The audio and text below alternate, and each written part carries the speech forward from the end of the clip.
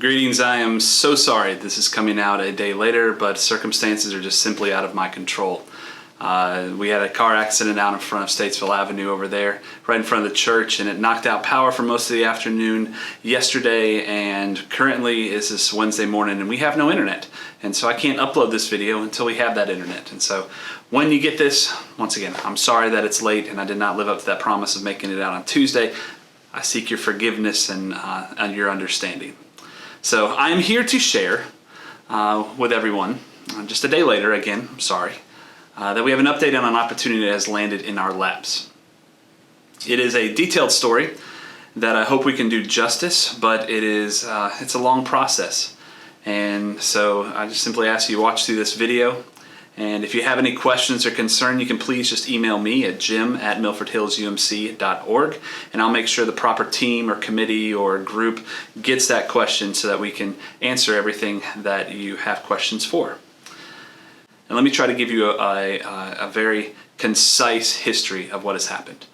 In May of 2018, the current parsonage was inspected, and the highest quote that we received to fix the issues found in that inspection was $55,000. We uncovered a plan to renovating the parsonage, and we looked into that, bringing it up to the goals, our current parsonage up to the goals of the conference, and the quote that we received was $195,000, but that also did not include many other things that would need to happen within the house.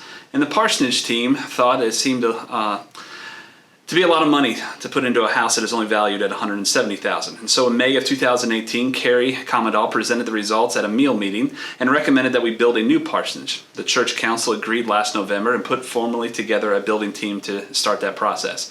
We were in the process to finalize our work when COVID-19 hit.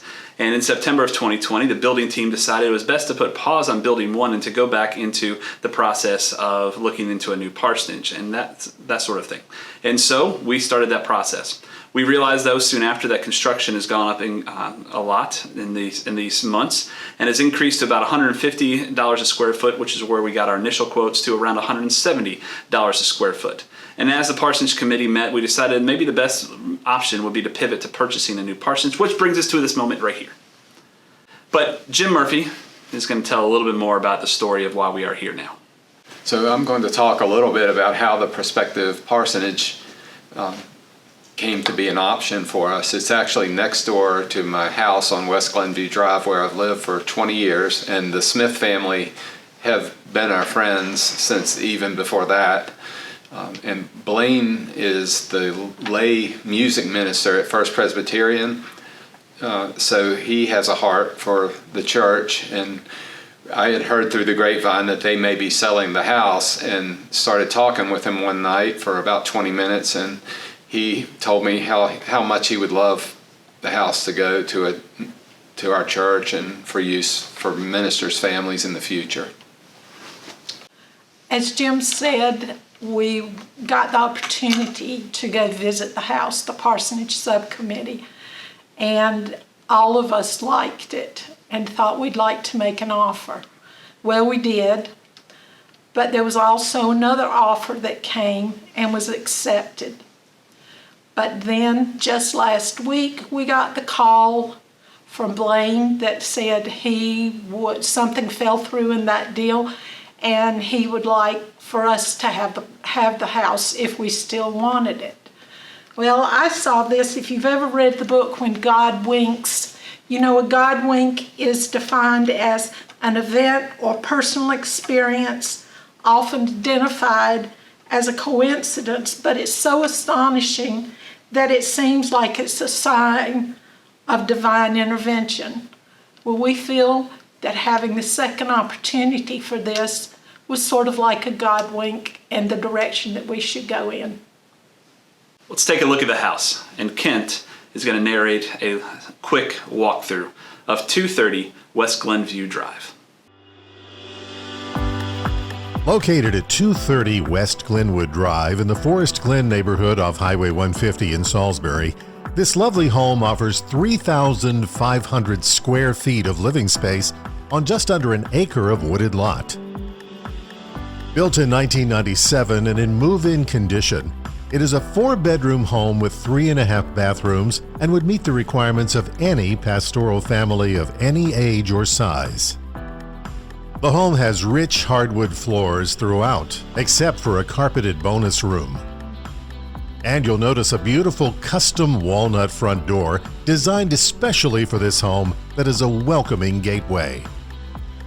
The master bedroom of the home and a full bath are located on the bottom floor.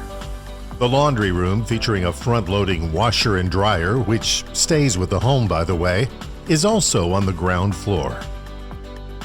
The spacious kitchen, remodeled just 6 years ago, features a large island with seating, a spacious pantry, sub-zero refrigerator, double oven, gas range, dishwasher, and a microwave built into the island.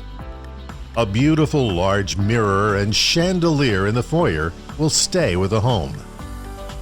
The powder room, dining room, and laundry room all have been freshly painted. The HVAC system in the home was installed in 2012. The home has upstairs and downstairs zoned heating and air conditioning. It also has a tankless water heater with water conditioner. There is also attic storage upstairs. There is a security monitoring system and surround sound in the living and bonus room. The outside of the home offers beauty as well. There is a full irrigation system, lots of decorative lighting, a beautiful stone wall with ivy, and even a thermo spa hot tub that can stay with the home as well. And this home features a spacious 2-car garage outfitted with cabinetry from the kitchen remodel. Once again, 3,500 square feet of living space on just under an acre of wooded lot in beautiful Forest Glen.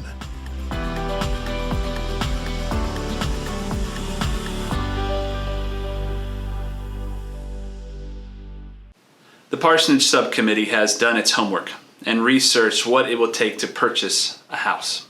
We contacted the Wesley Community Development Group, which is a nonprofit that helps churches go through purchasing property or building projects. And they actually share the same office as United Methodist Foundation down in Huntersville. They did 2 comparative market analysis for us. And they found that for the number of bedrooms we need to live into the conference goals for a parsonage, and with the age we were hoping for, at least younger than 25 years old, we would, to be able to purchase that kind of parsonage, we need to have the price range of $375,000 to $600,000. The greater Charlotte area is the second fastest growing real estate market in the United States, and Salisbury is included within that greater Charlotte market.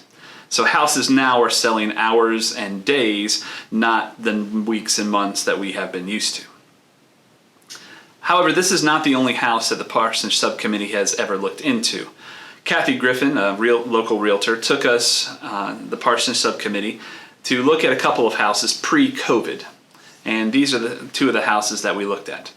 This one is at 315 Muirfield Way in Crescent, and it went off the market back in February. It was priced at $408,000. This one was at 413 East Glenview Drive, so in the Forest Glen neighborhood. It was listed at $453,576. It had 4 bedrooms, 4 baths, and was at 3,100 square feet. Last month, Kathy Griffin also took Carrie and Corinne around to look at a couple other houses as we looked at the current house that we are presenting today. We looked at this one, which is at 213 Coventry Lane. You can see the details there really quickly. And then also this one at 220 Ferncliff. These are all in the Forest Glen neighborhood. We have found that when we're looking for that size house and that age of house, really we're limited to a few neighborhoods within Salisbury, and houses are just not offering at the moment. This right here is a map, I think with Realtor.com, and as you can see there's just a few red dots which are showing houses that are available in that frame.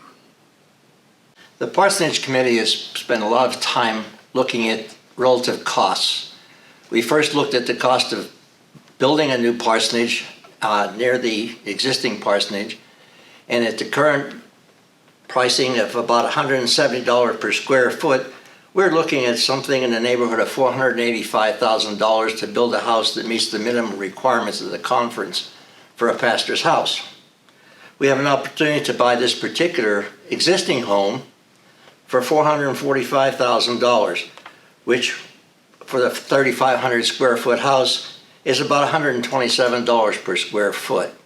Plus, it is already completed, it's live-in, it's all fully landscaped. There's almost nothing left to do except to move the pastor and his family into this beautiful home. So as Ed had already said, this house actually has the advantage of being ready to move into, and it comes with a lot of nice extras, a lot of really good appliances and some other items that they're leaving in the home, which are, very nice and would cost us a lot more money to actually have to put those in ourselves. So this is a ready to move in house. It's in a great neighborhood. It's going to be an asset to the church. It's a great investment for the church. Financially as well as long-term for attracting other pastors and their families. And it's just going to be a great neighborhood for a family to raise their kids.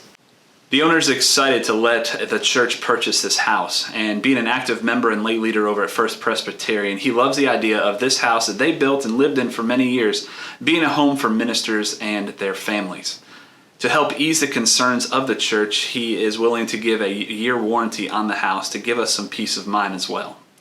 On Sunday, November 15th, we will have a charge conference to vote on purchasing this parsonage. And if it passes, the district committee on the building and location will need to approve it. We've already been working out when to set up that meeting.